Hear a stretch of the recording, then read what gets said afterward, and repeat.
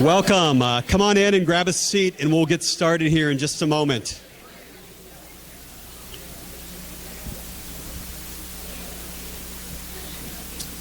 Well, welcome to our second Athanasius Lecture here of 2015. My name is Josh Malone, and I'm one of the tutors in the Ancient Christian Studies program. This lecture series, for those that maybe are new to us, is part of our Ancient Christian Studies program, where the students work over a couple years and formulate a lecture that comes to culmination here tonight. And we're excited to have Jon-Michael with us tonight. The Ancient Christian Studies program, for those that might not be familiar with that here, is a program that's designed to look at the first 5 centuries of the church, think through the Christian thinkers and writers that are producing material in that patristic era, and actually reading that material for both renewal of the church and for retrieving the sort of insights that we can find from that. And we do that with the students with great joy every week in tutorials. This lecture series is named for St. Athanasius. St. Athanasius famously was a young scholar who, under great duress, fearlessly defended the gospel. And the series is named for him because of that. John won't likely be under such duress tonight, I don't believe, but it is well named, I think, for that. Jon-Michael, for those, again, that might not know him, I'm excited to introduce him to you tonight. He is a second-year Ancient Christian Studies student for us, a fourth-year student at Moody, graduating in the spring. And John plans on going on to graduate school, hopefully to study philosophy, and then to use that in service of the church in all kinds of creative ways that he's not quite sure yet how the Lord will use that. But we're excited for him for that. Tonight, he'll actually be speaking to us from Anselm's work, Proslogion, and he'll be talking about the ontological argument and help us to rethink what's going on with that. Let me open us up in prayer, and then I'll turn it over to John.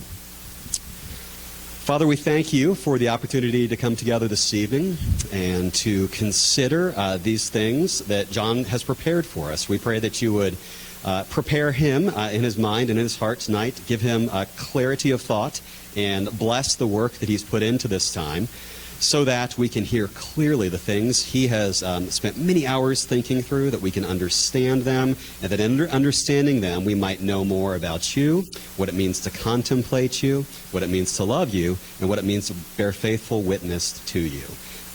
We commit this night to you through your Son and by your Spirit. Amen.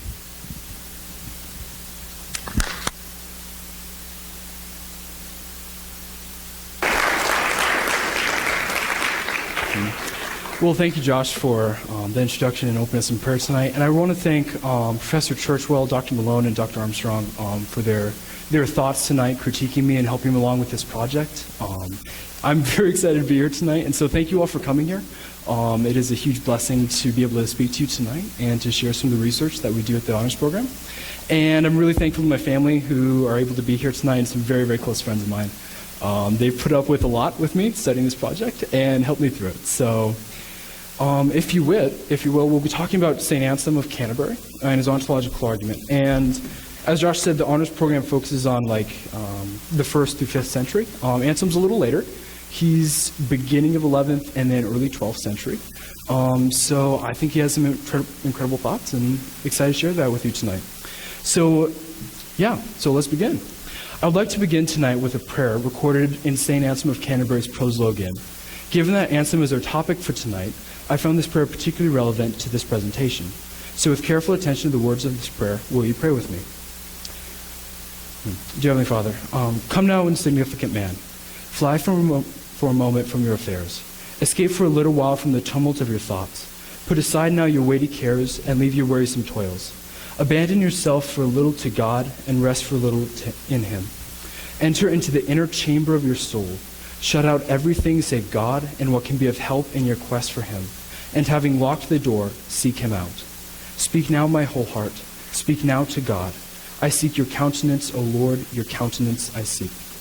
Come then, Lord my God. Teach my heart where and how to seek you, where and how to find you. In the name of the Father, three in one, we pray. Amen. Thank you all. So, if I were to tell you that this eloquent and emotive passage is the opening prayer to one of the most philosophically challenging and logically sound arguments for the existence of God, would you believe me? Just one chapter after this opening prayer, St. Anselm of Canterbury will pose what we know as the ontological argument.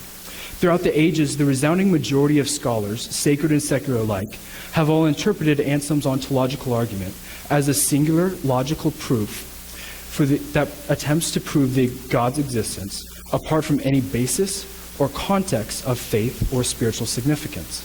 Most modern interpreters will insist that Anselm's proof for God's existence is solely an argument to convince the mind, not the heart. However, such a poetic and theologically robust opening prayer hardly seems reminiscent of the dispassionate, logical argument that modernity insists that Anselm is making. The ontological argument then appears to be somewhat of a mystery. I believe that there is more to the argument than modern scholars have understood. Tonight, I will propose that Anselm's argument cannot be divorced from its literary context and presupposition of faith. I believe that the ontological argument, when considered within its literary context, is a philosophical and theological contemplation on God's nature and attributes. The ontological argument is not a tool to be used by apologists to prove the existence of God to unbelievers. Rather, I believe that it is a guide to aid one seeking to know God on a deeper level. If I am right, and the ontological argument has been unjustly torn from its original context by modern apologists and philosophers, then our contemporary interpretation of this great theologian and philosopher will have to be restored. Tonight, I will attempt to show you the ontological argument in a new light. This interpretation will contrast strongly with that of modernity, and through this analysis, I believe that we will discover something new not only about Anselm, but of ourselves as well. In order to do this, I will take you first to Anselm's original ontological argument in his Proslogion. This will give us a better understanding of what this argument is and its original purpose. From there, I will look at the history of its interpretation, as this will reveal to us the various modern perspectives and opinions regarding Anselm's argument. These modern interpretations will contrast strongly against the original purpose for the argument and reveal some of the modern weaknesses that plague us in our attempt to pursue and know God. So with this basic outline of my presentation stated, let me introduce you to Anselm. When I first read this Christian philosopher, I was rather taken aback by his use of prayer, poetry, emotional language, and theology in a work known primarily for its philosophical contributions. The philosophy of this 11th century monk looked nothing like the writings produced post-Enlightenment. I was accustomed to a somewhat dry or dispassionate works of philosophy and logic. So the vibrancy of Anselm grabbed hold of me. From the first time I read him, I knew that understanding Anselm would become a passion.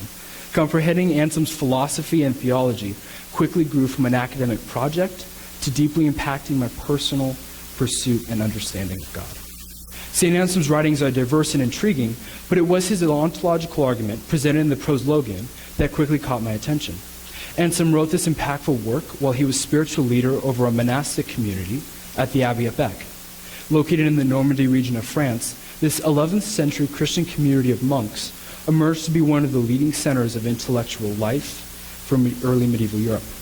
It is from monastic schools like the Abbey at Bec that we see the way paved for the birth of the modern university and the creation of a new intellectual tradition known as scholasticism. Anselm's philosophical and theological works revolutionized medieval Europe by resuscitating the life of the mind in the church. By incorporating the rich traditions of Augustine, Aristotle, Boethius, Plotinus, along with his own original thoughts, Anselm brought back the role of reason in the life of a believer. Through logical analysis and philosophical inquiry, Anselm promoted a methodology that revitalized the rich traditions of the past and ensured a continuation of such practices through scholasticism. Anselm's explicit goal in his Proslogion is to understand God's logically necessary existence and divine attributes through reason alone. Logical necessity is a major facet of Anselm's work, and it is intended to contrast God's existence with ours. Logical necessity, as it relates to ontology, dictates that something must exist by the laws and rules of logic. This contrasts with our contingent existence, which simply means that we are either dependent on something else for our existence, or it is possible for us not to exist. This use of reason to understand God's existence and attributes was intended by Anselm to prove the Church's teachings on God were true, according not only to Scripture, but also from God's necessary nature. This use of reason alone was not to subvert the authority of the Scriptures. Rather, it was an attempt to express those very same truths through a philosophical and theological discourse on God's nature for the bolstering of the faith, not to its detriment. Given our beloved tradition of sola scriptura, I feel at this point that I must make a preliminary distinction between Anselm's concept of what reason alone means compared to the post-Enlightenment teachings and use of reason. This issue of faith and reason is a widespread conversation spanning 2 millennia, and it includes a plethora of various schools of thought. Due to the magnitude of such a conversation, I will limit my comments strictly to Anselm. This monk's understanding of what is reason is quite different than most modern conceptions. For Anselm, understanding God through reason is a journey and a process that has its basis on faith. He did not see these two as in opposition or incoherent with one another, as so often is the case with modernity. Rather, he takes a decidedly more holistic approach. Faith, for Anselm, is everything. It is the thing that saves a fallen man or woman. It is a free gift from God. Anselm believed that it is through faith that the image of God is restored in us. As with many scholastics and other church fathers, the image of God incorporated, but was not limited to, completely lost my place. Anselm insists that it was not limited to the mind or capacity to reason. So essentially the image of God contained reason, and so one of the ways to find that image or to work your way back to God was through reason. So Anselm insists that in man's state of depravity, the image within us is not broken. Rather, it is bent to the point of obscurity. He posited that our capacity to reason was put there to point us back to God in order to recognize his existence and nature. But through our sin, it has been bent around by self, only to look at self. Therefore, fallen man reasons to ourselves and not to God. It is only through faith that reason can be rightly redirected back towards the Creator. The rationality by which Anselm is approaching God in the proslogion is based upon and dependent on faith. Karl Barth translated Anselm's incorporation of faith and reason as faith seeking understanding. This methodology of faith seeking understanding is most clearly stated in the intro to the proslogion, which is up here. Quote, "For I do not seek to understand so that I may believe, but I believe so that I may understand. For I believe this also, that unless I believe, I shall not understand." Anselm here quotes part of Isaiah 7:9, which the NIV translates, "If you do not stand firm in your faith, you will not stand firm at all." For Anselm, reason cannot rightly be divorced from one's faith. This medieval monk is not attempting to make exacting epistemological claims through his faith, seeking understanding mentality. Rather, he is attempting to describe the holistic process of pursuing God through one's head and heart. As we will see later, many philosophers of the Enlightenment and modernity have taken a hold solely of the logic of the ontological argument and reinterpreted it for their own use. Due to the seemingly similar nature of Anselm's methodology of reason alone with that of modern secular philosophy, it is tempting to shun the other elements of the proslogion and faith-seeking understanding method for a stripped-down version of the argument that focuses solely on the logical premises and conclusion. This leads to the dispassionate and strictly logical interpretations that many of you might have previously encountered. I needed to clarify what Anselm's conception of faith-seeking understanding is, so that we would not interpret our own epistemology onto this medieval saint. The modern attitude typically believes only what we reason our way to, or we swing in the opposite direction to promote faith regardless of its rational consequences or reasons. As a result, a strong dichotomy between faith and reason is common amongst Christians and non-Christians alike. So when Anselm states that he seeks to prove God's logical existence and necessary attributes through reason alone, he is not abandoning the faith or the Bible, but is rather seeking to further understand what he already affirms to be true through his faith. In my opinion, it is this grounding and surrounding of the faith that should not and cannot be taken away from the ontological argument in our modern interpretation. So with Anselm's concept of faith-seeking understanding in mind, let's dive into the ontological argument itself. Anselm poses the ontological argument in the second and third chapter of the proslogion, and it can be summarized like this. Premise 1, God means that than which nothing greater can be conceived. Premise 2, the idea of God as that than which nothing greater can be conceived is not contradictory. The third premise, that which can be thought of as not existing, a contingent being, is not as great as that which cannot be thought of as not existing, a necessary being. The fourth premise, Therefore, to think of God as possibly not existing, as contingent, it is not to think of the greatest conceivable being. It is a contradiction to think of the greatest conceivable being as non-existent. The conclusion, therefore, God exists. The ontological argument essentially revolves around and is dependent upon Anselm's definition of God. As seen in the first premise, he defines the Lord as that than which no greater can be conceived. This definition of God as greater than can be conceived points to two necessary attributes that a being like God must possess: maximal perfection and logically necessary existence. Anselm understood and defined God as necessarily and maximally great. Goodness, for example, must be a part of God's nature perfectly and held to a point of maximal greatness. The being greater than which can be conceived must logically be the maximally greatest being. Otherwise, you're not thinking of God as he must be. The second presupposition of this definition is that the greatest possible being must exist not only in the mind, but in reality as well. This necessary existence is what the ontological argument seeks to prove. That than which nothing greater can be conceived dictates that the greatest being must, logically or necessarily, exist. In the second and third premises, Anselm is calling upon the mind to think of the greatest being possible. Now, this being is greater if it exists both in the mind and in reality. Thus, the concept of God as that than which nothing greater can be conceived must exist in mind and in reality. Otherwise, you are not thinking of God. So God as that than which no greater can be conceived must exist both in the conceptual realm and in reality. Essentially, this is the ontological argument, its original and most stringent form. To the modern student, the ontological proof might initially seem to make far too fantastical claims about existence in the mind and in reality. To claim that because anything, even a maximally great being, exists in the mind, thus it necessarily exists in reality, is rather peculiar. For the modern, existence in the cognitive world seems to have little to do with our existence in our physical reality. Any linking between the world of the mind with the empirical world in which we live and breathe seems weird or annoyingly poetic, rather than logical. However, there is an exception to this idea, and that is found in a particular class of things. We can derive certain knowledge about certain kinds of things through conception alone. Let me give you an example. Imagine a purple elephant. Such an idea is conceptually possible, but it has to be empirically validated or disproven. Conceptually, we can all think of such an unfortunately colored mammal, but that doesn't mean that it actually exists. Then there are certain kinds of things that can be proven purely in a conceptual realm by definition. An example of this is that a square circle cannot exist.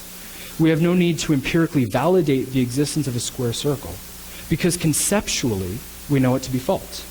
Given Anselm's definition of God as that than which nothing greater can be conceived, as long as it's not self-contradictory or a wrong definition, his existence can be positively confirmed.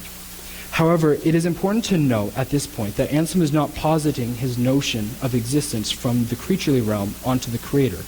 He is attempting to prove that this greatest conceivable being's existence is a different kind than our created existence. Regarding this discussion of existence in the mind and existence in reality, I must state that Anselm is not simply a Neoplatonic philosopher, tracing instances of existence in the sensible world and positing them back onto God as universals or forms.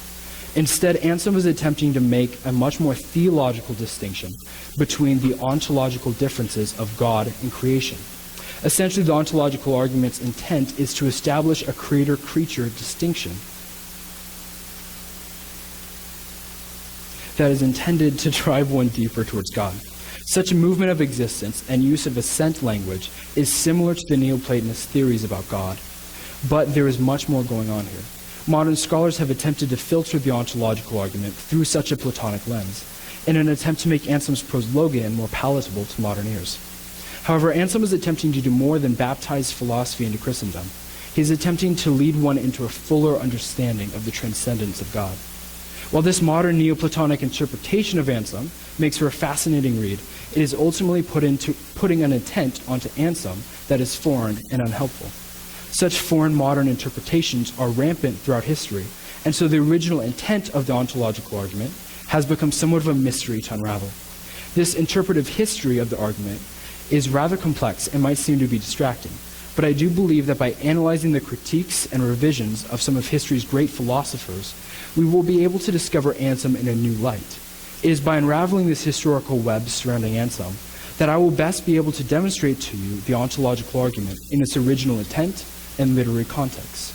So while some of this historical critique might be technical, it is vital to understanding the movements of the argument throughout history. Broadly speaking, the argument has undergone two phases of critique. Confusion between existence in the mind and existing in reality is the first. Anselm's most famous contemporary critic is Gaunilo. He claimed that the argument, by linking existence in the mind with existence in reality, opens the door for literally anything to exist. He asked Anselm to picture a lost island. This island, Gaunilo argued, was the greatest of all islands. Thus, because Gaunilo could conceive of such a perfect island in his mind, following what he understood the ontological argument to be, the island must exist in reality. Gaunilo thought that he was following the same logical argument as Anselm's proslogian. However, Anselm replied to Gaunilo, stating that a lost island, even if you claim it is the greatest, can always be trumped in greatness by another mind. This is because the qualities that make an island great are not the type of qualities that are necessarily maximal qualities. That than which nothing greater can be conceived is by nature a different kind of thing than an island or an animal. God is maximally great, and as such his greatness necessitates his existence. Otherwise, the being that you are thinking about is not God. Anselm's reply quieted Gaunilo and proved to be a successful defense of the logic of the ontological argument. It is important to note that only a few short years after the proslogian was first written, there was already controversy to the type of being and type of existence that Anselm was referring to.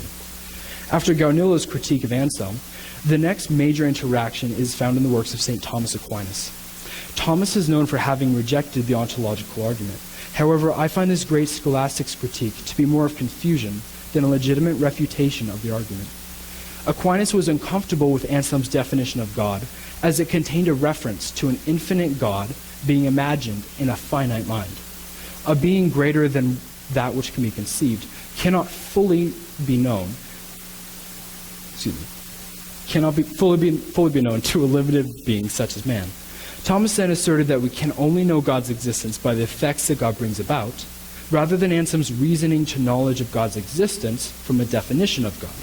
The confusion lies in the fact that Anselm was not attempting to state that we can have full knowledge or comprehension of a being that by his own definition was outside of comprehension, but it relies on the mind's recognition of God's transcendence. Thus, Aquinas' critique isn't that relevant to the argument itself, but it is more a misunderstanding of intent. While Thomas may have attempted to distance himself from Anselm, it is my belief that these two scholastics actually don't stand that far apart. Many scholars understand Aquinas' fourth way to prove God's existence as a form of the ontological argument in disguise. Regardless of the fourth way's adoption or mimicry of the ontological argument, it is important to note that Thomas's rejection is less a refutation than it is confusion about Anselm's definition of God and intent behind the ontological argument. However, for the next 3 centuries, the ontological argument would remain rather dormant in the intellectual world. There were several minor philosophers who attempted to resurrect the argument, but for the most part it remained untouched until René Descartes revitalized it for the modern world. Here we will turn to René Descartes' adoption and modification of the ontological argument, because in my opinion it remains the most important historical and philosophical expression of Anselm's proof. Descartes' use of the argument drastically changed its trajectory from the Christian monastery to the world of secular philosophy. This shift from within the context of the faith to within the intellectual rebirth of Europe marks an important step in the evolution of Anselm's argument. Initially appearing in his work Meditations on First Philosophy, the argument was used to prove the existence of God as certain knowledge. Descartes' expression of Anselm's argument was immediately controversial, and it remains so to this very day. It was with this French philosopher that the argument was resuscitated and thrust into the heart of the Enlightenment. Descartes attempted a monumental task that had never been seen before in the history of thought. He sought to rebuild the house of philosophy by rejecting any belief that could promote even the slightest of doubts. In his intellectual quest for certain truth, he rejected the previously accepted scholasticism and started from an epistemological ground zero. Descartes' starting point for this journey was based upon his two most fundamental and most axiomatic truths, the existence of self and the existence of God.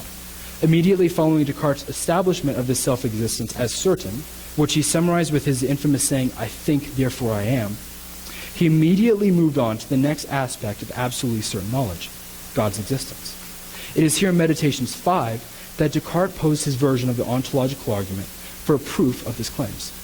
However, the ontological argument posed by this philosopher is similar but different than Anselm's in several distinct ways. While Anselm seeks to prove God's existence from a definition of God as a maximally great being, Descartes' vision of existence was of a self-evident axiom that was naturally and necessarily inferred from the nature of that supreme being. The ontological argument in Descartes' writings can be best summarized as a clear, distinct, and certain truth, stemming from God's very nature. Structured logically, the ontological proof in Meditations 5 looks like this. First premise, God, the supremely perfect being, has all the perfections. Second premise, existence is a perfection. Conclusion, therefore existence belongs to God. Now, it is important to note that the second premise, existence is a perfection, is presupposed in Meditations 5 due to the impressive and complex logical and philosophical work done in Meditations 3 through 4, to establish that existence is indeed a perfection. Anselm's proof and Descartes' modifications are similar, but ultimately different. Descartes, in his search for certain knowledge, felt so confident in the ontological argument that he phrased and used it more as an analytical statement than as Anselm's attempt to logically reveal the necessary existence of God. I see Descartes' expression of the argument as unhelpful. The ontological argument was posed by Anselm for the purpose of firmly establishing the existence of God in the mind of a believer so that they could understand God's ontological difference between God and creation. From this definition and argument, the reader then progressed to contemplate God's necessary attributes, which were deduced from the concept of God's nature as supremely great. Descartes, on the other hand, sought to justify the existence of God through an analytical statement about his nature. There was no argument. There was no progression beyond this for the reader. It was simply meant to necessitate that God is maximally perfect, thus he exists. Contemporary and modern critics alike believe that by stating Anselm's ontological argument in such a manner, Descartes showed his fatal flaw. Truths derived by definition through analytical statements, such as all unmarried men are bachelors, bring scrutiny to the subjects and predicates of such an argument. The immediate question for modernity to answer was, is existence a necessary predicate? Very simply put, a statement such as a circle, which is the subject, is round, the predicate, is an analytical statement dependent upon a definition. In this case, it's dependent on how you define a circle. The methodology of such statements is through an a priori truth claim. A priori propositions are those which are reasoned through and supported independent of sensory experience. To say that all unmarried men are bachelors is proven true through the conceptual definition and logic of the statement. There is no need to empirically find a bachelor and see if he is physically unmarried. He is so based on the analytical definition of bachelorhood. The critic will push back on Descartes' usage of the ontological argument and question whether existence is a proper predicate for such a statement as God must be maximally great. This discussion of existence as a predicate is the foundation for the infamous critique by Immanuel Kant. Kant, in his incredible work, Critique of Pure Reason, responds to Descartes' formation of the ontological argument by criticizing his promotion of existence as perfection. Kant, through his critique, uses logical precision to attempt to prove that existence is not a predicate of any being. He was concerned by the way in which Descartes added and took away existence from beings to measure their greatness or lack of it. Kant stated that existence is not a thing that can be added to or subtracted from a being in order to measure its necessary greatness or perfection. For Kant, the problem was the argument's link between existence and understanding, necessitating existence in reality or real existence. Essentially, the Kantian critique is that existence is not a predicate. By attacking the predicate of existence, Kant was dissecting with logical scrutiny the very core of Descartes' argument. Historically, this critique was devastating. The common attitude amongst modern philosophers is that the ontological argument was killed once and for all by Kant. So we must pay close attention to Kant's argument if we are to understand the modern treatment and attitude towards the ontological argument. At first, Kant's critique that existence is not a predicate appears to be the ultimate defeater of Anselm's argument. However, I believe that there are several key details to reasonably refute Kant's critique as it relates to Anselm's original argument. The first reason being that Anselm's argument does not necessitate that existence be a predicate for Anselm's argument to be logically sound. Alvin Plantinga identifies this possibility by reformulating the ontological argument to show that it does not necessitate existence as a predicate. This revised argument is stated thus. Suppose that the being, than which is not possible that there be a greater, does not exist. This is an assumption for reductio. Any existent being is greater than any non-existent being. The Taj Mahal exists, hence the Taj Mahal is greater than the being than which is not possible that there be greater. Now, 4 is necessarily false. Premise 2 is necessarily true. So any existent being is greater than any non-existent being is necessarily true. But we know that the Taj Mahal is not greater than the being than which is not possible to be greater as a logical contradiction. But the former proposition is obviously true, hence the latter is also true. What this logical argument reveals is that the ontological argument is not dependent on the existence as a predicate. One does not have to predicate the existence of a being in the mind for Anselm's logic to be sound. In fact, the logic works both ways. The second reason that Kant's critique can be rejected is that even if you do want to assert that existence is a necessary predicate, the ontological argument can support such a movement. Thus, Kant's critique is ultimately dependent upon his own epistemological convictions. For Plantinga, predicating the existence of a being in reality with understanding is an acceptable, perhaps even a necessary move. However, for Kant, it is unreasonable given his own epistemological convictions. The third reason why I believe Kant's critique of the argument can be refuted is that Kant was reacting to Descartes' rendition of the ontological argument. More specifically, an argument most resembling Anselm's first expression found in the second chapter of the Proslogion. The second rendition by Anselm in the third chapter is a much stronger argument, and it does not support or necessitate a discussion of whether existence is a proper predicate. Kant wasn't even addressing Anselm's strongest argument, rather he was critiquing Descartes' expression of the ontological argument. Which, as we discussed earlier, is more reminiscent of an analytical statement than Anselm's original proof. So, critiquing Anselm's actual argument, neither Kant nor Descartes proved to be helpful. Combine this evidence with Plantinga's discussion of existence as a predicate, and I believe that it proves that Kant never provided a complete refutation of Anselm's argument. It is important not to be dismissive of Kant. The ontological argument's legacy will forever be bound with this great philosopher. However, the Kantian critique is not as relevant as is commonly understood in modern philosophy. It is at this point that I want us to look at the modern Christian use and promotion of Anselm's argument. The typical modern Christian interpretation of the ontological argument is as a logical proof for the purpose of apologetics. By looking at this rendition of the argument, it will reveal to us that our interpretation of Anselm is more reminiscent of Kant's secular philosophical use than it is Anselm's original intent. Plantinga, in his defense against Kant's critique, proposes perhaps one of the most logically sophisticated and beautiful renditions of the ontological argument. And that's like 40 premises long with one conclusion, so I figured that would just be pointless at this point. However, despite the beauty of Plantinga's logic, the argument is posed strictly as a series of logical syllogisms devoid of the context or integration of faith, to prove God's existence entirely apart from the faith.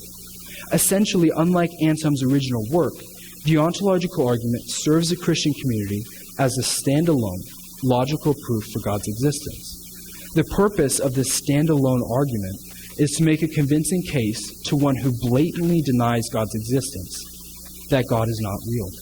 However, even with this incredible work that Plantinga puts into the ontological argument, he ultimately concludes that no one has ever or will ever be convinced by such a logical proof. I believe that this failure of the ontological argument as a tool for apologetics is not due to the logic of the argument as unpersuasive. Rather, it is because modern apologists and Christian philosophers are attempting to force Anselm's argument to do something that it was never intended or designed to do. As much as it pains me to say this, as well-meaning as the Christian apologist is in attempting to convince someone of God's reality, They are violating the very argument that they are using, and by doing so, they are proposing to the world an unconvincing argument, which probably does more harm than good. So what is the proper way to use and interpret Anselm? Let's begin this reinterpretation of Anselm by reviewing what we now know. The ontological argument is not an analytical statement as Descartes used it. Descartes' analytical statement attempted to simply assert existence without any support of faith, and as such, it is divorced from Anselm's original meaning and purpose. We also know that the argument is not a logical proof as Kant or Plantinga proposed.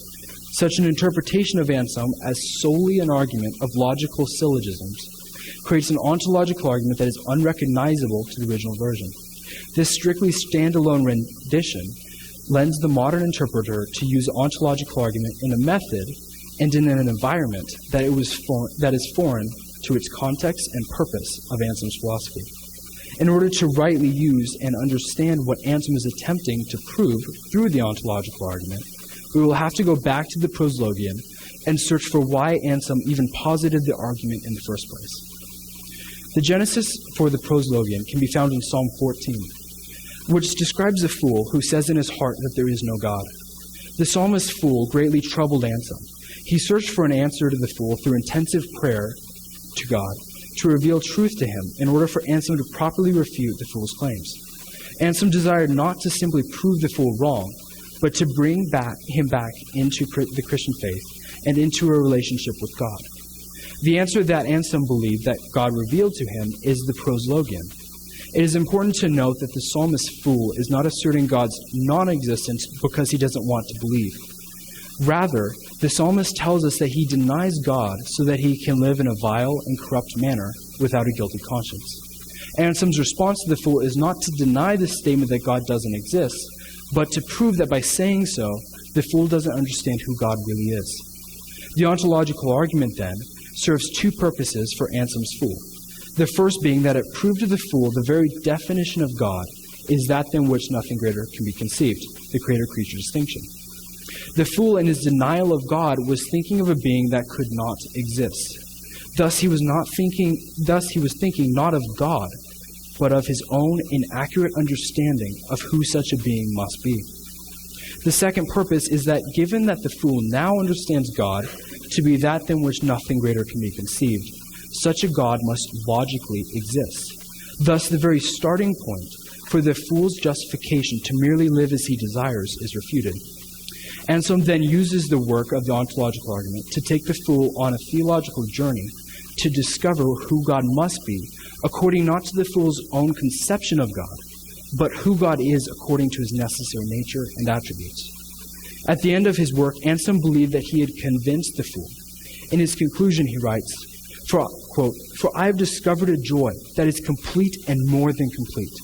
Indeed, when the heart is filled with that joy, the mind is filled with it. The soul is filled with it. The whole man is filled with it. Yet joy beyond measure will remain.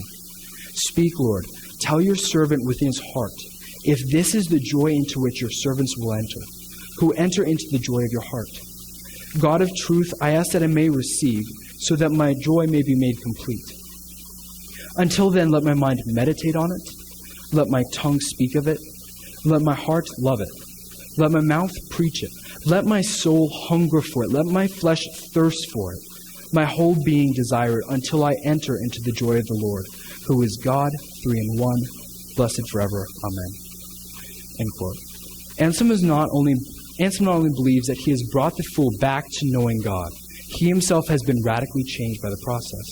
It is for this restoration of the fool to a right understanding of who God is, according to the divine nature, that Anselm designed the ontological argument. The argument for God's existence cannot be taken away from the context of the proslogion without violating its literary context and authorial intent. If such an inaccurate modern interpretation is proposed, it offers only a stunted version of the ontological argument. So no wonder the typical modern rendition of the ontological argument seems to be a pointless philosophical oddity that will never convince someone that God is real.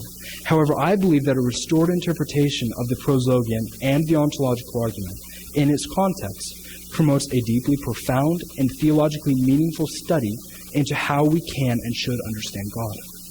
Anselm is not playing a singular role, of either a philosopher, a biblicist, or a theologian. Rather, he's being all three at once. Remember the integrative methodology of faith-seeking understanding?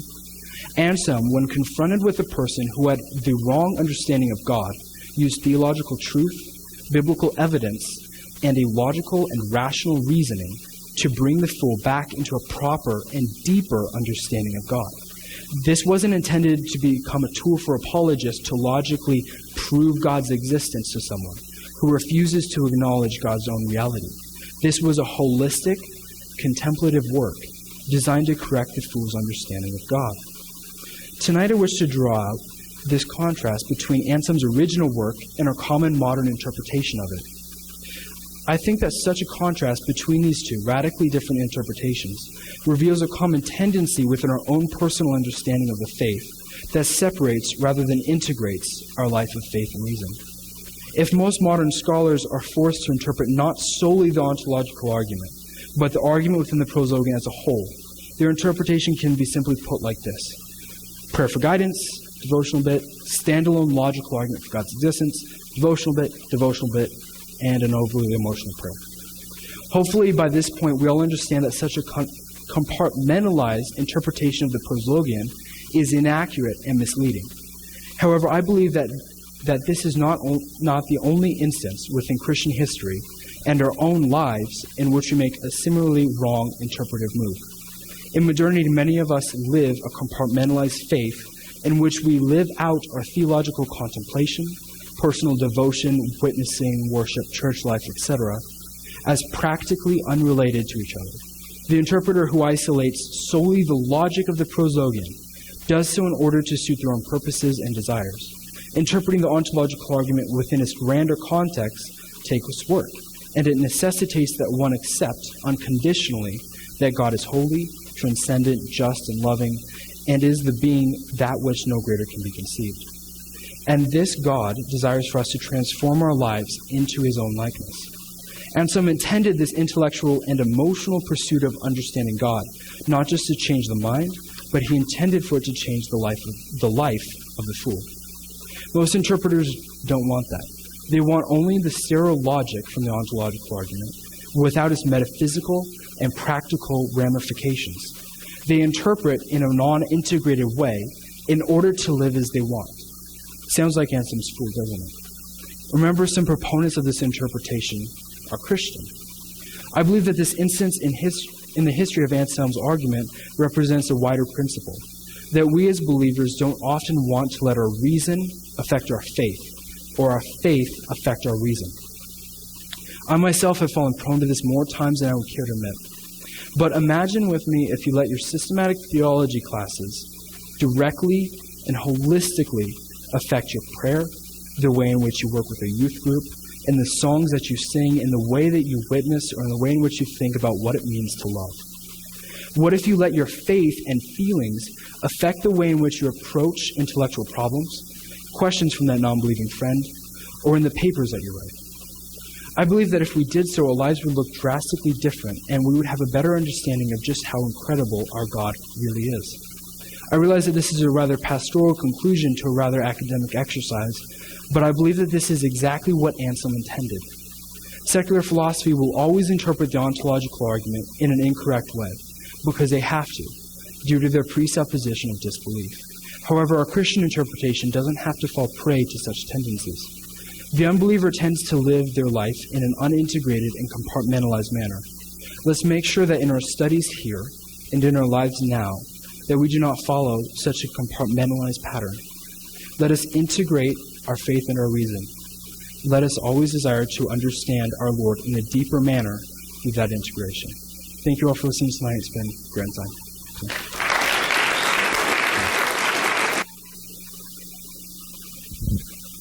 The honor is mine to ask Jon-Michael a first question. And so, first let me comment and say, Jon-Michael, thank you so much for that very well thought out and I think genuinely and deeply illuminating text. So thank you so much for your hard work in preparing that and your delivery.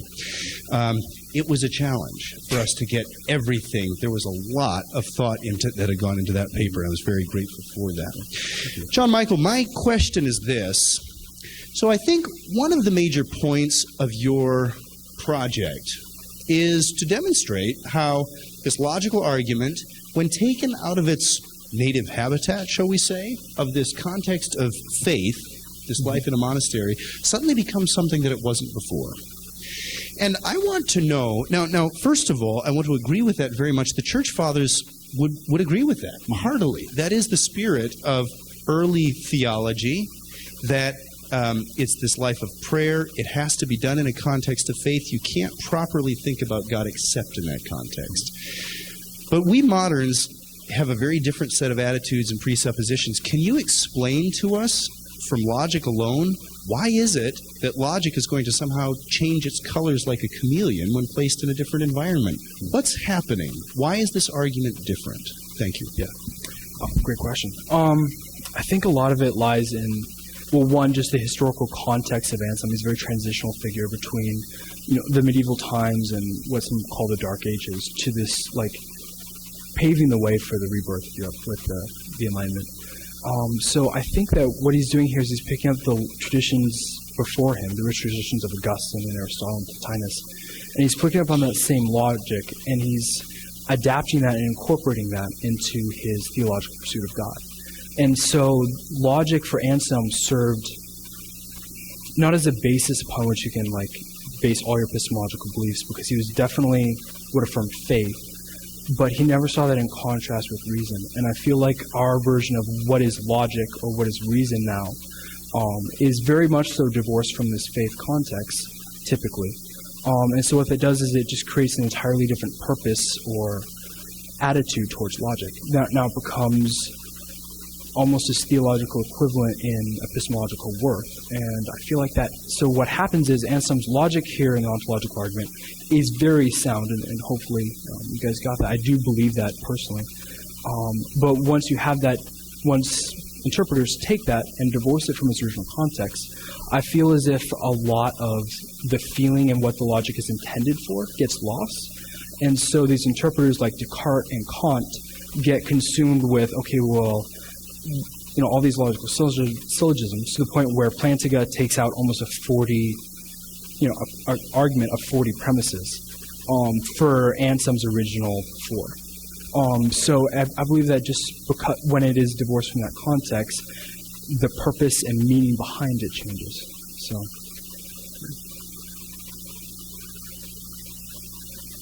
Yes, thank you, John, for a very stimulating engagement of Anselm. I have a question regarding Immanuel Kant and how you interacted with his material. And Kant obviously has a very extensive body of literature on this, and you had to distill it to a very short nugget. So I was wondering if you could expound a little bit on the idea of, within the ontological argument, the idea of God's existence is kind of assumed within the argument itself. And Kant, isn't this Kant's major objection to the argument itself? Isn't Kant worried about somewhat of this circular or a question-begging internal to the argument itself? And isn't that his major concern, that he is trying to engage at that level, philosophically within the argument itself? Definitely.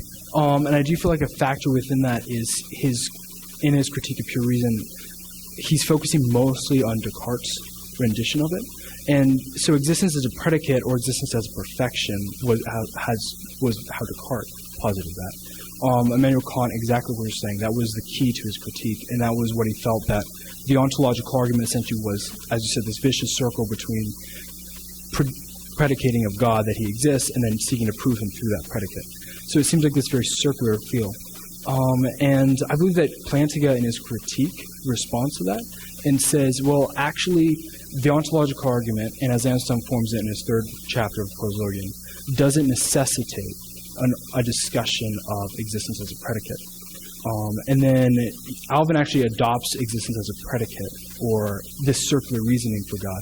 And he feels that it's fitting to the argument, Plantinga's interpretation. I'm definitely going to reveal my weakness here. I'm not a Kantian scholar, and so distilling this, I'm more relying on Plantinga's and others' critiques of Kant upon that. So I believe that the ontological argument, while that logical circle is worrisome, I don't believe that it ultimately defeats its purpose or makes it invalid for logic. So, yeah. Thanks, John. Appreciate that. And all the work you put into this, like these guys said, very much appreciate that. Let me go with one of the later moments that you had in your paper and just ask maybe a little clarification and then take it maybe one step further than you did. You mentioned that the ontological argument is given for Anselm in light of the fool from the Psalms. And you and I talked about this, so I liked that you incorporated that in there. And the fool is... it's a biblical figure, right? As you said, not a philosophical argument per se. In fact, it's like Anselm's like swimming in the sea of faith, and there the fool pops up, and he asks a moral question: Can I, if there's not a God, can I live as though there's not a God? This is the sort of way the thing comes up, and I think you're quite right contextually for that. So you introduced us. This is what the ontological argument is. It comes out of this kind of a thing. And then you told us a lot about what it's not.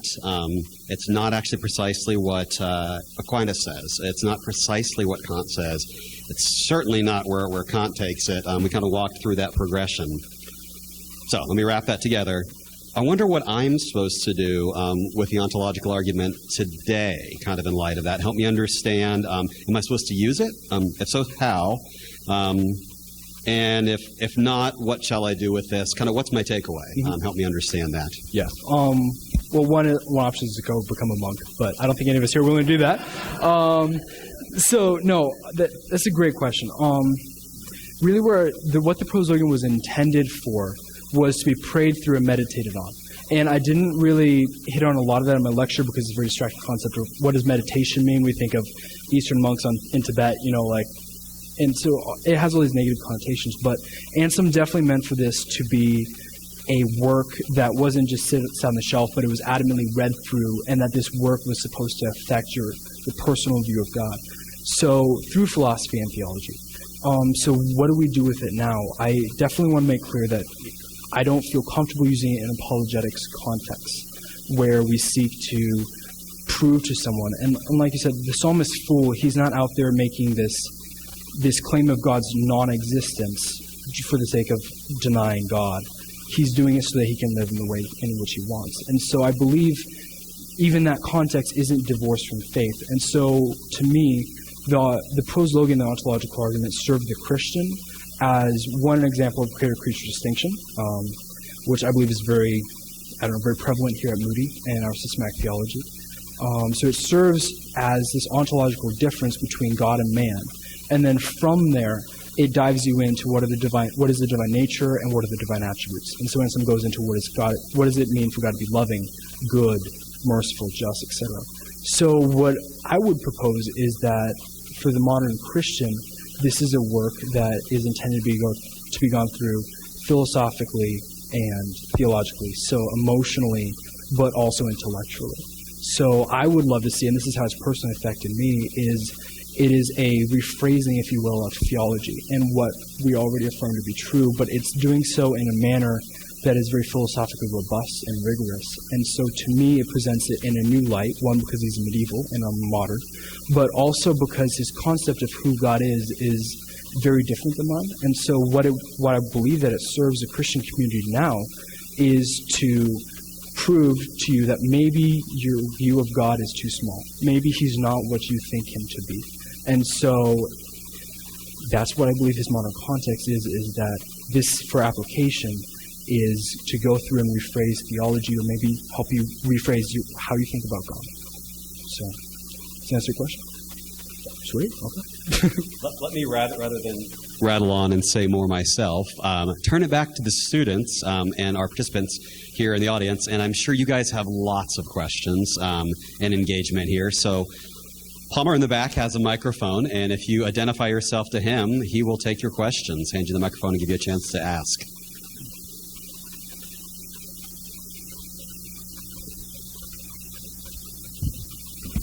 Great job, John.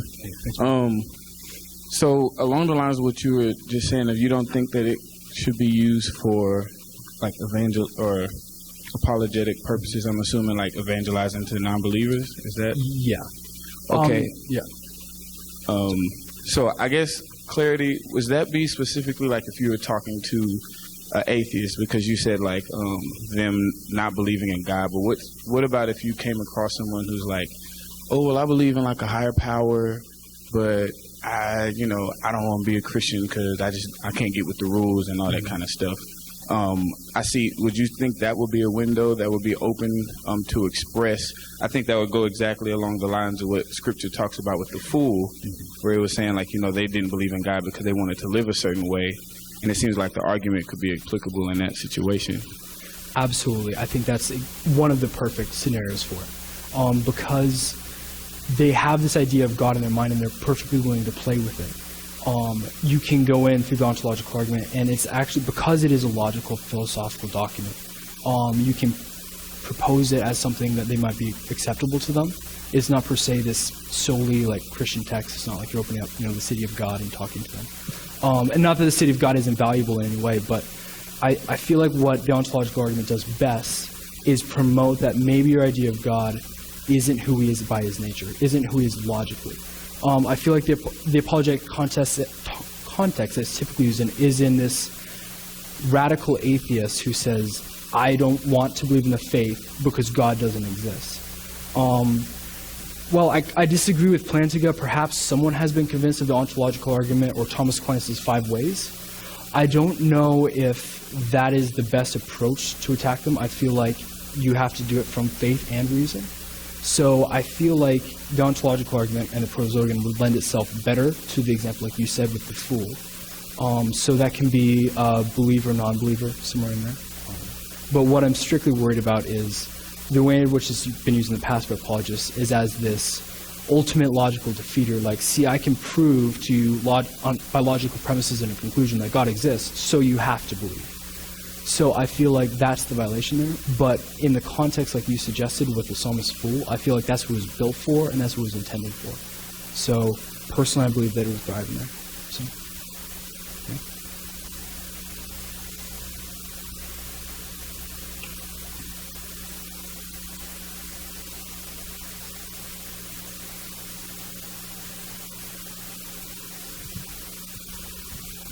Thanks a lot. That was a lot. Yeah, it was. I have a question as well. Why does it work for the fool in the Psalms who lives as if God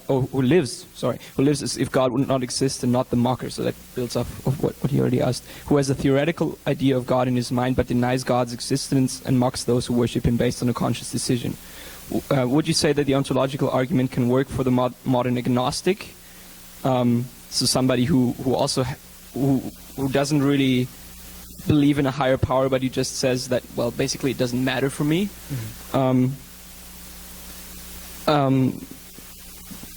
Or does it only work for the decided Christian as a help to understand how great God is? And then also, why do you think that the atheists don't buy an argument that is so based on definitions and language? Oh, that's an excellent question. To the first part of that, I'm unsure because I'm inexperienced in my Christian life. I'm not like Alvin Plantinga who's done this for his entire life. I believe that the argument would work for someone who even is halfway questioning about God, because I believe that it opens with a very emotional prayer to God to give knowledge and guidance. And so it starts from a position of humility, and then it immediately defines God as that than which nothing greater can be conceived. So God does not exist as we exist. His existence is necessary. And I feel like if you start drawing those presuppositions with someone and making them aware that they will perhaps be more open to maybe their idea of God isn't the God of the Bible, isn't the God as he naturally is. So yeah, it's obviously really hard to say that, like, the modern atheist, like, why do they reject? There's probably a lot of that is, if you propose it as a logical syllogism, they can reject it as a logical syllogism. It's of very little practical worth. It is a theoretical argument. And because we have our emotions and our faith typically divorced from our reason, rejecting an argument, even if it is reasonable, doesn't do much for the faith. And so I think what Anselm does brilliantly is promote this integrated version of faith and reason. And so I believe that by approaching it in this different light than purely, okay, well, you have a rational, logical argument against God, let me meet you with the same equal, dry, logical syllogisms, perhaps we should promote a more integrated faith and reason approach to apologetics. So, hope that answers your question. Can I ask you a quick follow-up about those two questions? Because those two questions were related. Mm-hmm. And I'm wondering, John, if are we falling back into the gap that you're trying to bridge from the medieval scholastic monk period to the Kantian, Cartesian way of engaging this? Mm-hmm. Are we instrumentalizing the argument? How can we, is the language even appropriate to say, how can we use this? Are we instrumentalizing it in a utilitarian, are we following back? I mean, is that even an appropriate way of framing, or are we now engaging in the concern that both Descartes and Kant had? Are we instrumentalizing it even right now? How can I use it? Yeah. Well, and I believe exactly. And even when at the initial part of my lecture where I gave Anselm's argument in those four logical syllogisms and a conclusion, I felt very uncomfortable with that because if you notice, those weren't Anselm's original words. It was a summary by Dombrowski. He's a philosopher and a theologian. And so, but it's that same reason of, okay, well, how can I use this, or how can I don't know, it's almost as if it's this object that I can pick up when I need it to, have it in my back pocket, and when I run across an atheist on the street, I can just dump on him this logical argument. When Anselm here has this very holistic idea, and so what I think is, with Descartes, what he did was, he rejected the previous scholasticism, he rejected everything before him, and started from only what can I assert. And he started with self-existence, and then God. And I feel like that's and so he was basically starting with, I can't use all the traditions of the past and all the thoughts there. I can only have what I can use, and I can only believe in what I can use. And that starts with my self-existence, and then bring on to God. So I feel like, and then Kant is seeing some of the problems with that and critiquing it. And he doesn't believe that Descartes can make the ontological argument work in the way in which he does to justify, oh, I exist and God. So does that answer your question in some way? Good. Can I do a quick follow-up as well? Let me just follow up on that and say, here's one option maybe that's on the table. You actually referenced this figure.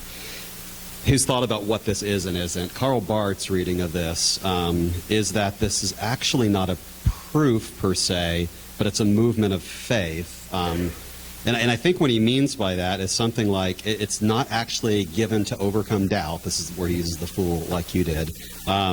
He says it's actually a fulfillment of desire or something like that for Anselm. And that's why he actually moves through these so-called weird devotional bits. And actually it's why he actually lands on, I've discovered a joy that's complete, and it's more than complete. And my soul is filled, my mind is filled, my heart is filled, my whole body is filled. I mean, this is why he says this. Barth says this is just actually what's happening. It's a meditative contemplation of God, and it's a movement of desire and faith, not a proof to overcome doubt.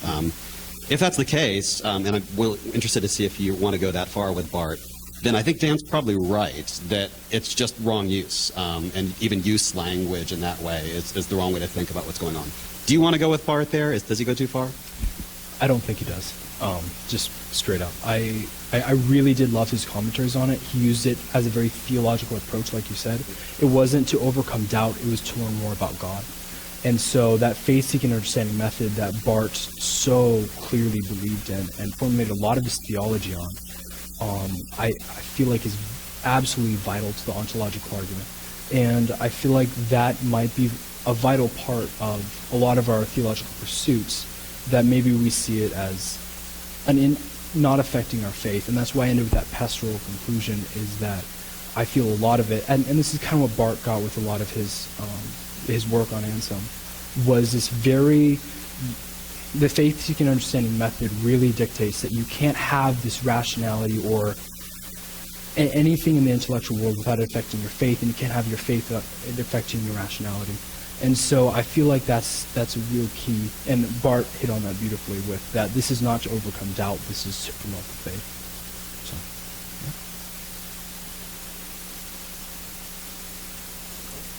yeah. Oh, Pete? Great. I know Pete has one. So. Hey, John. Again, great job tonight. I really liked the lecture. So my question is about Anselm's response to Guanilla. Sweet. And at the end of his response to him, he states, "I believe that I have shown by an argument which is not weak, but sufficiently cogent, that in my former book I proved the real existence of a being than which a greater cannot be conceived. And I believe that this argument cannot be invalidated by the validity of any objection." So it seems that he thinks he's done something philosophically that hasn't been done before. So my question comes like on a degree, is to what degree is this philosophical compared to theological? Like, granted, maybe it is both, but do you think he's done some do you think he actually thinks he's done some philosophical work here based on his response to Guanilla? Yeah, fantastic question. I believe absolutely he's done something brand new in philosophy, actually. There has been movements to try and place something like the ontological argument back onto Plato and Neoplatonic thought. That scholarship has ultimately proven, in my opinion, to be invalid. So what Anselm's doing here is philosophically original.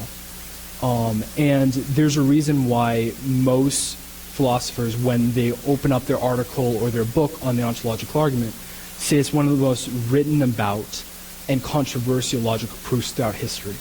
And they often will compare just the impact philosophically that it's had on the Western world with that of Plato's forms. So philosophically is very important. But what I was trying to revitalize here is that theologically it's also very important. And theologically he is drawing strongly from Augustine. Very, very strongly. And some from Boethius. So I believe that Anselm completely believed that what he was doing here was following Aristotelian logic. And so he had a very philosophical understanding of what he was about to do, what he was about to undertake. And before he wrote the Proslogion, it actually took him 3 years to write this, and it's a pretty short book. It was constantly, he described it as elusive and beyond his grasp. And so he was constantly praying and meditating, pleading for God to enlighten him. So I feel like while philosophically this is very impactful and of great worth, it's equally a theological and document of the faith. Can I sharpen Pete's question? Pete seems to think this is actually, maybe, from Ganelio, an actual philosophical argument that can actually prove things to people outside the faith. Mm-hmm. Is he right? Ouch.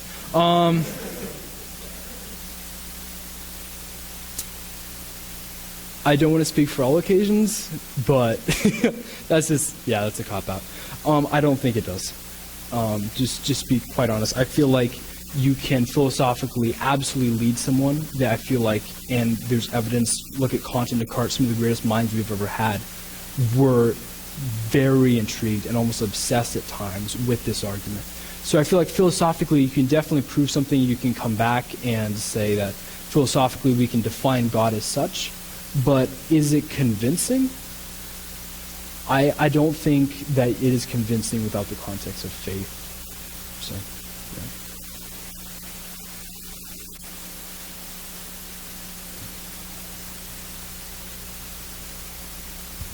Hey, John. So you did a great job with your lecture. Specifically, I think, and where the crux of a lot of these questions I think are coming from is the epistemological paradigm shift that started with Descartes.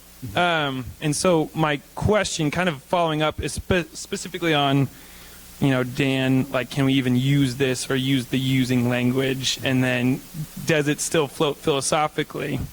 And your answer just then, my question then is, since we are in this modern and postmodern, post-Enlightenment society, does it still, like, that's kind of the framework that we're playing with. So, like, when Plantinga or William Lane Craig uses the ontological argument or modifies it, are they going too far with it, in your opinion? Or is it something that they can beg, borrow, and steal because it had significance in the previous world that even got carried over by Descartes and Kant? Yeah. I feel like if they do so, they definitely need to distance themselves from Anselm and his purpose. William Lane Craig and Plantinga have done incredible work with this. So I do feel like we stand at a disadvantage to understanding who Anselm actually was and what he was doing. As you know, this paradigm shift of the Enlightenment, everything that Anselm presupposes is now just shaken up. And so, and what I was really interested in with this project was trying to get back to the original Anselm. What like people like Craig and apologists are doing with the ontological argument, I feel like potentially could be very valid in our postmodern world and in our culture. However, I feel like it's more of a just briefly baptized version of rationality or philosophy. I don't feel like we're embracing the faith. A lot of what Plantinga does is completely divorced from the presuppositions of the faith. And I feel like if you do that, Kant's critique of existence is not a predicate for the being that than which nothing greater can be conceived. I feel like then that critique is now fully valid. And so my personal leanings with can we use this in the modern world is that if we do so, we have to do so with caution, but perhaps it would be more valuable for us to do so with a fully fledged and fully clarified position of faith. I think that if we do so, that it will present a rationality that is different, that is more alive than a lot of the logical syllogisms of Kant and Descartes. I feel like by embracing Anselm's medieval nature of this faith cannot be divorced from reason, that perhaps our ontological arguments might be, if we choose to use that in modern, postmodern world, if we choose to use that, would be more effective. So, hope that answers your question. I think we have space for one more question. So who's the big winner? All right, thanks. I appreciate, first off, a lot of great work. Oh, thank you. And how it's helped me sort of challenge my thought of using the ontological argument. Fantastic. And for those, say, for the fool, for the atheist, in tying on what you just said, is realizing that the person on the other side of the argument is starting out in a faith proposition as well. Mm-hmm. And an atheist, the fool, cannot unequivocally prove that there is no God. And by using the ontological argument along with our faith, we have a more robust position to stand on, because by including the faith with the argument, we can move toward that perfect being and free will and a loving God, which begins to handle some of the more sticky questions of good and evil. Mm-hmm. When we look at a loving God that would allow free will, a loving God that would include mercy and grace and those types of things. Mm-hmm. But starting with the understanding that the person on the other side of the conversation is making a big a faith proposition as we are, and they have much less to stand on than we do. Yeah. I'm sorry, could you clarify your question? Well, it was more of a comment. Summary, yeah. It wasn't my question, more of a comment of appreciating, rephrasing, positioning that argument in regard to not separating it from our faith. Yeah. Well, and thank you so much for that. That was a great summary. And like, I firmly believe that the Christian faith is incredibly reasonable. And if you approach God as he is, exactly like what you're saying, and this is what Anselm does later in the Proslogion, is if you define God as who he is, which no greater can conceive, he is loving. He has to be good. He has to be just. And so what I feel like is how Anselm starts from that presupposition of faith plays to our strengths. Our strengths are our rationality and the faith. And so by not divorcing that, I feel like Anselm is promoting a very solid and holistic interpretation. So thank you very much for that comment. That was great. Well, thank you very much. Let's all give John a big hand for the hard work he's done.